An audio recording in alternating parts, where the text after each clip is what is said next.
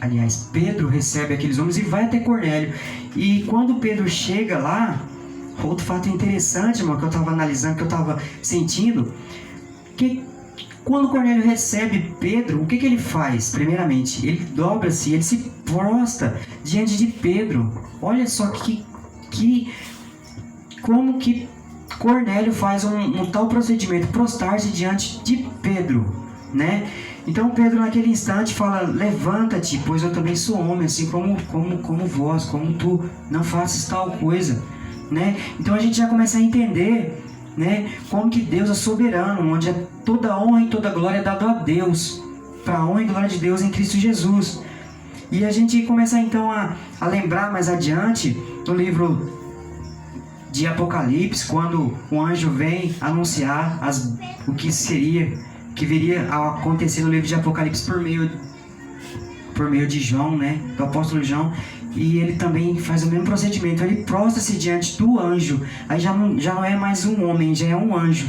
E engraçado, e o mais interessante, o mais assim que eu fico sentindo, é que o próprio anjo também fala a mesma coisa que Pedro, praticamente o mesmo sentido, para que ele levanta e não faz aquilo, né? O anjo fala a mesma coisa que Pedro falou para Cornélio, o anjo agora fala para João, o apóstolo João. Interessante, né, amados? Então, a gente começa a ver que o Espírito Santo de Deus, por meio de nosso Senhor Jesus Cristo, quando nosso Senhor Jesus Cristo diz: eu irei para o Pai e não vos deixarei órfão, eu vos prepararei moradas e vos enviarei o Espírito Santo Consolador, que vos guiará em tudo quanto eu vos ordenei. Então olha que maravilha, né? O Espírito Santo já começa a trabalhar, já começa a superabundar. E o que mais assim deixa a gente assim, estranho com aquilo, é que o Espírito Santo trabalhando, Pedro não sabia ainda que aquela graça teria abundado aos gentios, né? E ele chega e fala para Cornélio, Cornélio, não é permitido, né, que nós se ajuntemos, que nós ficamos, né, diante dos não-judeus, diante dos povos que são, né? E quando ele começa a ficar ali, naquele sentido ali, então vem aqueles irmãos de Pedro, os que são judeus, e olham e vê Pedro ali com meio daquele povo. Eles acham estranho, falam: nossa, como pode Pedro estar juntamente com esses povos cristãos? E o que mais me deixa assim, irmão, que eu fico meio assim, refletindo nessa palavra, eu fico pensando, é como que hoje, nos dias atuais, tem pessoas que cometem certas idolatrias, né?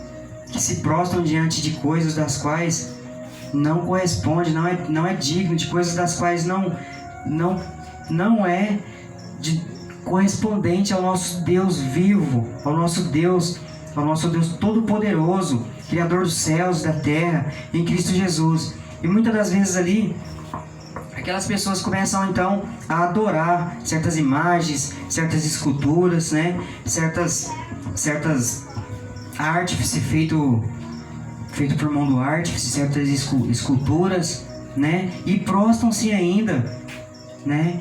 E a gente temos aí um exemplo aí de Pedro, que Pedro, mesmo sendo um dos 12, que presenciou, que testificou, que ficou do lado de nosso Senhor Jesus Cristo, né? Testificando de tudo quanto Cristo fez, ele não aceitou que fizesse tal procedimento diante dele, né, amados irmãos? E a gente começa a ver então, eu percebo que todos praticamente que estão aqui são cristãos para a honra e glória de Deus, que a gente, né, para a honra e glória de Deus, mas a gente vê, tem pessoas que fazem isso, e isso muitas das vezes soa mal, algo assim que a gente começa a ver e começa a sentir um repulso, né? E a gente tá ali mexendo com aqueles moradores de rua ali, juntamente ali com alguns ali, a irmã Lucinete, né? O irmão também aí, o irmão pastor José. E a gente começa a ver aquelas pessoas ali naquela situação ali, né? Que a graça superabundou, que está ali para eles, apenas para que eles creiam, para que eles obedeçam, para que eles busquem a palavra do Senhor, para que eles começam, e muitas das vezes, por diversas vezes a gente tentando fazer um trabalho que a gente começa, não que eu esteja saindo do foco, tá, amados? Mas, como exemplo, muitas das vezes a gente vai ali, prega o Evangelho, a gente fala do amor de Cristo, a gente fala dos perigos que é a pessoa estar fora da mão do Senhor, de estar desarraigado das ovelhas do Senhor Jesus. O que pode acontecer, né? Os sérios problemas da condenação no grande dia de juízo. E eles não se... Ficam assim, às vezes assim...